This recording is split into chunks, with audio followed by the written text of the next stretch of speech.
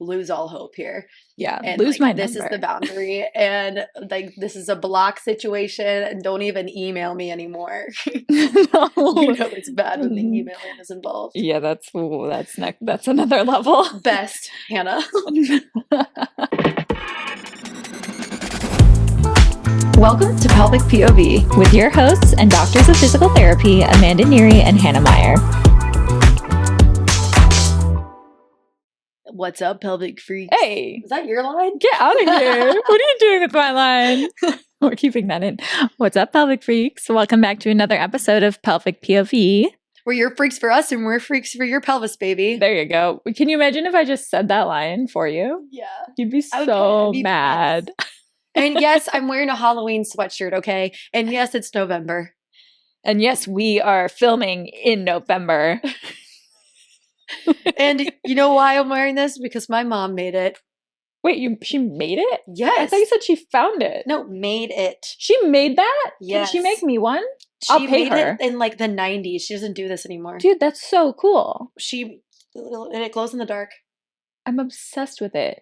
I love that. Tell her that I'm a huge fan. It's called double stitch or something. That's so cool. I will not be doing that myself. Duplicate stitch. That's what it's called. It's really cool. Okay. And it says Happy Halloween. My mom, Kimberlyn, made it. Thanks, Mom. Thanks, Hannah's mom. We love it. I'm going to borrow it. Okay. It's from the 90s. What should we chat about? Well, that's what I wanted to say. So. That was what you had for Ben. Hate you. And I'm wearing glasses, so I'm the smart one today. Yeah, Hannah, you look so smart today. Just wait until I start talking about pelvic floor. Oh, okay. Talk dirty to me. Yep. It's gonna be crazy. You're gonna be like, yes, I believe everything you say. Okay, so Halloween's coming up. I'm curious, what's your favorite holiday? Halloween happened 2 weeks ago. Yeah, sorry, I forgot. Halloween just happened. What's your favorite holiday? Halloween. What did you do for Halloween? We can say it's October. Okay. Or just, what's your favorite holiday? Guys, if you can't figure it out right now, we're gaslighting you. It's October still. It's October still. We're prepping episodes. This episode's coming out in November, but we're busy at the clinic, so we had to film in October for this one. We can't keep filming every single Saturday because it's hard to do. Mm-hmm. So we try to batch a few in advance. So sorry we gaslit you. We're sorry for gaslighting you. But also it feels good to gaslight because I've been gaslit and now I'm on the other side of it. So feel my wrath. We've all been gaslit recently. By who? What do you mean? Not by me, right? No, you don't gaslight me. No. Do I gaslight you? I don't think so. No, you had to think about it. I had to think about what gaslighting meant because sometimes I just throw that word around. No, I think we're really real with each other. Yeah, we painfully are. So. Yeah. Yeah, I have no secrets with you. Oh, yeah. Do I? Well, from the things we've talked about, I haven't hid any of it. Okay, yeah, same. You know? I mean, I even tell you if I texted my ex or something crazy. Yeah, I mean, you can have secrets. Which I haven't, guys. Totally. It was a block situation, and it was an email. Wait. I have not texted my ex, okay? So true. So true. How do you feel about texting your ex in general? This is what my therapist said. My therapist was saying how, because one time I did text my ex, okay? I broke no contact. And I went to my therapy. I was like, you're going to be so mad at me because I reached out and texted my ex. And she was like, well, let's talk about how you immediately are feeling shame and how all that. And I was like, damn, I for real am. So I think it all is about mindset. I think it's good to reach out to an ex to set a boundary, to be like, listen, I am moving on with my life, and clear cut being we're done, and to be able to break that connection off so that you can make new connections. Mm-hmm. And if that is your true intention, though, it has to be your true intention. Sometimes in the past, I would have reached out to an ex to be like, like, oh, like whatever, like I hate you, blah blah blah, like you hurt me or something. Just but it was to feel that like comfort again of talking to that person. Mm-hmm. And in that situation, my intentions weren't real and it messes you up more. But in a recent situation where I reached out to an ex and was like, I'm like actually done with this and I'm like so ready to move on and I'm feeling better. And just like letting you know that this is like, we cannot ever speak to each other again, pretty much.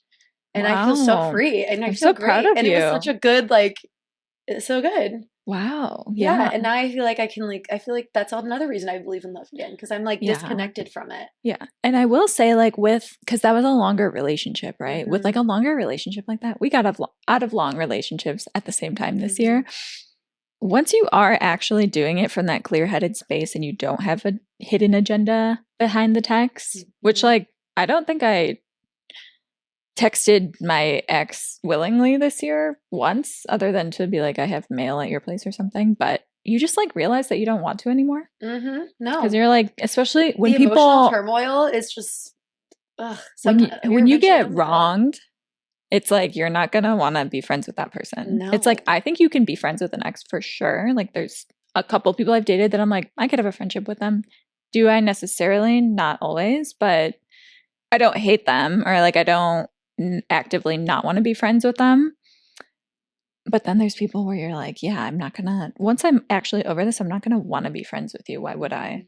And I feel like that was the situation that you're referring to. It's like, I felt like in the situation where I reached out to my ex, it was not to be like, oh, let's like reach out and make this connection again. It was to be like, listen, I need you to like lose all hope here.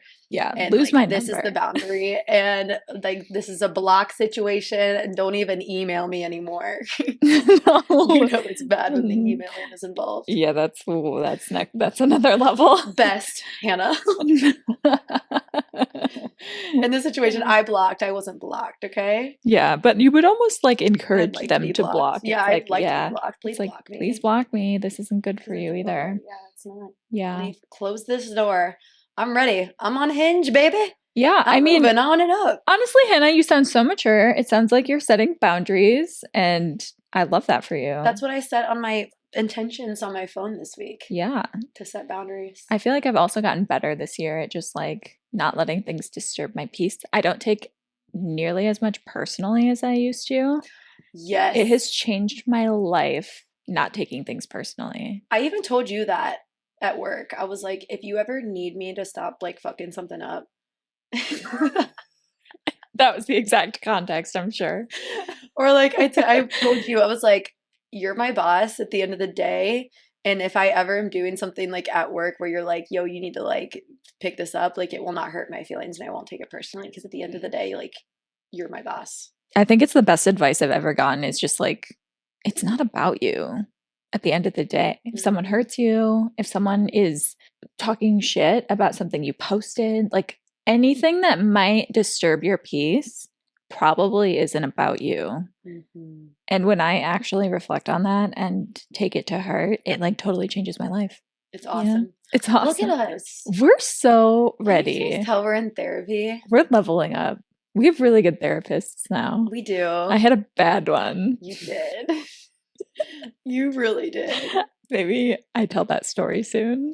But my current therapist at the same practice as yours, literally obsessed with her. We love our therapist. She's so good. I feel like in the short time I've worked with her, I've taken away so many golden nuggets and I'm like really applying them. And I think it's going to be a good match. If you guys have never done therapy, please try it out because it is life-changing. Go to psychologytoday.com. You can set your preferences. You can find who takes your insurance. Trust me, just set up an evaluation, an initial consult or something. It's free usually, depending on your practice. Should be free. Yeah, if you're covered. Yeah, if you're covered. No, usually like even an initial consult is free. Oh, yeah, like the intro. You're just like, yo, like, do we vibe? Yeah, for sure. Yeah, I think screening them is really important. We've talked about how it's important to screen your pelvic floor PT. Yeah. Important to scream. It's important to scream at your therapist. Okay. I think especially a therapist, because you are sharing the most intimate details of your life with them in every case. Like you want to be able to open up in that way with your therapist. And I will just say I've had probably 5 different therapists now at this point. Not all by choice, but circumstances. And I have had one really great one, but she was our couples therapist. And this current one is incredible, and I think like could be a really good like long-term match, but that's only 2 out of 5. So like you might also have to like feel things out with someone for a bit and then realize like maybe this isn't the best match for me. I do think it's one of those things that's more of like an aha moment when you do find the right match and it's like, oh, this is what therapy is supposed to be doing for me. Some people give up if they don't have the right therapist right away. Yeah. So that's a good tip. Yeah. So that's my advice for therapy. I got lucky and I've just had her and it's been amazing. Yeah, that's great. But I thought I liked my first therapist a lot, but now looking back, like I was probably lying to her. Like I wasn't opening up. Yeah, fully. if you feel like you have to lie to your therapist, that is not a good sign. Yeah. Because when I walk in, it's actually kind of a freeing experience when you have these things you've been thinking about that only you discuss with in your head or with yourself, and practicing being honest and open and telling your therapist these things that you would normally hide is like a whole different ball game. It's very helpful. Totally. Don't lie to your therapist. Don't lie to me. Don't lie to your pelvic floor therapist either. Okay. Speaking of pelvic floor therapists, today we want to talk a little bit about the initial exam in pelvic floor therapy and how it differs from other internal exams because we have that internal component to them. This was specifically requested by a couple patients of mine or friends that have never done pelvic floor PT that are like, how is it different than going to the gyno? And then it's also driven by patients that after we see them for the first time are like, oh, I didn't expect the exam to be that like chill and casual. And I was expecting like very clinical approach. And it like we are clinical, we're in a clinic, but it is different than other internal exams. So we just wanted to talk about like what it actually is that we're doing, how it's different from going to the OB or the gyno or urgent care even, and what our exam looks like. Yes. So when you come to pelvic floor PT, what to expect in regards to like the exam portion for when you're coming to pelvic floor PT. The internal assessment, it's an assessment of the pelvic floor muscles. It's one glove finger with water-based gel lubricant that we use to assess the 3 muscle layers of the pelvic floor. When we're assessing the internal pelvic floor muscle layers, we could be doing that either vaginally or rectally, depending on your needs, or if you have a vagina. And we are assessing for the tone of the muscles. So if you have too much tension in your pelvic floor, or if your pelvic floor doesn't feel like it has enough tension, we're assessing the tone of the pelvic floor muscles, and then we're assessing the strength of the pelvic floor muscles. So we'll probably have you do like a Kegel contraction on our with our finger, assessing the muscles, the ability for the pelvic floor to contract, relax, and lengthen. And we assess the endurance holds. So we'll maybe have you do a Kegel and hold it for 10 seconds. We'll see how many times you can do that. We'll have you cough like we talked in our previous episode to see how your pelvic floor reacts with an increase in intra-abdominal pressure. We will have you take some deep breaths to see if your pelvic floor is lengthening and relaxing properly when you take a belly breath, which is how we usually train to relax the pelvic floor if you do have tension. And then we'll assess trigger points to see if you have any like trigger points that need to be released internally as well. And the big difference between our exam and a medical exam that would be done by an OB or like if you're at urgent care is that we're not just searching for a diagnosis, we're doing the physical rehabilitation side of things. So we are looking for things that we can treat physically then and there. Whereas when you're doing exams at a medical office, it's in search of a diagnosis. So the methods are a little bit different. There's usually like a swab of a culture or a observation exam just to like scope things out and see what's going on, or there's imaging being taken. There are more devices used. So we don't use a speculum. We don't have stirrups. You're just laying flat on a treatment table, legs in the most comfortable position for you. We usually offer like bent knees or butterfly legs, whatever feels comfortable. We can use yoga blocks to support that as well, since we are in that position for a little bit longer usually. And with the internal exam, we're using our finger to apply a little bit more tension, and we can palpate that way and see what's actually going on with those muscles. So we're never really swabbing internally. We're not sending things to labs or looking at cultures. And it is a little bit more involved on the patient side of things because we'll ask you to participate and try to replicate certain movements or practice some breathing techniques where we can just get the most feedback that we can. So I think this is important to note because I think I was nervous about this when I was doing internal the first time, because when we learn how to do an internal assessment on a patient, we practice on each other. Not us, but you go to a course and you practice on each other. You go to a literally credentialed course, all right? And everyone that is taking that course, you pretty much use each other as patients. That's how you practice, that's how you learn. And it's important to note that you're covered by a sheet the whole time. We will lift the sheet, assess externally, maybe have you contract, relax, and palpate externally to see if you have any tenderness. But then when we insert our finger, you're covered after that. And it's so you're not out in the open the whole time, like at a gynecology exam. They're looking and assessing, if they do a pap smear, they're inserting, and you're kind of sheets open the entire time. But for us, it's okay, insert finger and then cover sheet, and then you're covered for the rest, and it's way more comfortable. Yeah. I think. I think it's important to note because I think people imagine it like how it is at the gynecologist. Yes, you're not quite as exposed. So we do visual observation, but again, that's with the protection of the sheet around you. It's quick. It's the beginning of our exam. The vast majority of our exam is with that coverage. So that's a really good point. That's not even, see, we do this so much that we don't even think about that stuff anymore. But that's one of those things where people are like, oh, I didn't realize I'd be covered the whole time. And you are. It's not, we don't need to be up in your business in that way. We are mostly palpating with our fingers and we're verbally communicating with you. So we actually want to be able to communicate face to face while we're doing this work so we can see what's going on. Mm-hmm. Yeah. And it's the same for a rectal treatment. So if we do internal rectal assessment or treatment, it's in either sideline or prone, which is face down. So and you're covered the whole time too. Mm-hmm. Yeah. After our exams, because we do use a lubricant, we always have wipes to help clean up after, and we leave the room, let you get dressed, take your time, and that's just our getting ready process afterwards. Mm-hmm. We have wipes, tissues, anything you need. And I think a big thing people will come in, we said this in a previous episode, they're like, oh, I didn't shave, wasn't ready for this. And it's we can do it at any time you want. If you want to prep for it and you want to do it next time, we can wait if you want. But also, like I said this before, if I don't shave to come to work, you don't have to shave to come to my work. Period. Yeah, we simply don't care. We simply do not care. We simply have never cared about that once.